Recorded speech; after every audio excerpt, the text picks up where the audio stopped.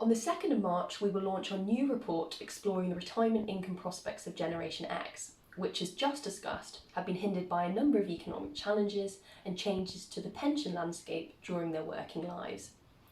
We find that while some Gen Xers may be well prepared for retirement, many are chronically under-saving for this, and just under 1 in 3 may be considerably disadvantaged in later life.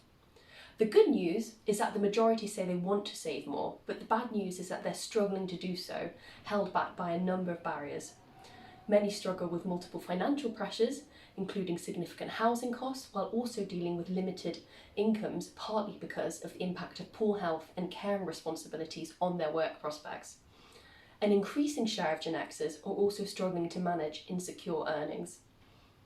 Aside from these practical barriers, many Gen Xers also feel overwhelmed by these competing priorities and are therefore unable to think about saving for retirement. But policymakers will need to give more attention to the most disadvantaged groups who disproportionately struggle to save more, such as the self-employed, renters, low earners, carers, and those whose poor health limits their ability to work.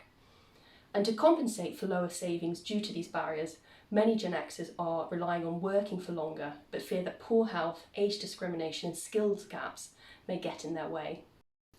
These challenges all require structural solutions beyond the scope of the pension system.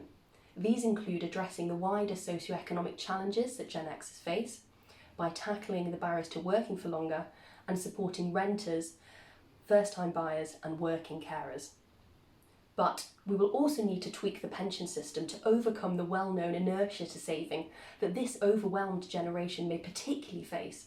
To do this, we need to build on the success of automatic enrolment, but do so in ways that tap into moments when Gen Xers are less financially constrained and offer some degree of flexibility to those facing affordability and insecurity barriers.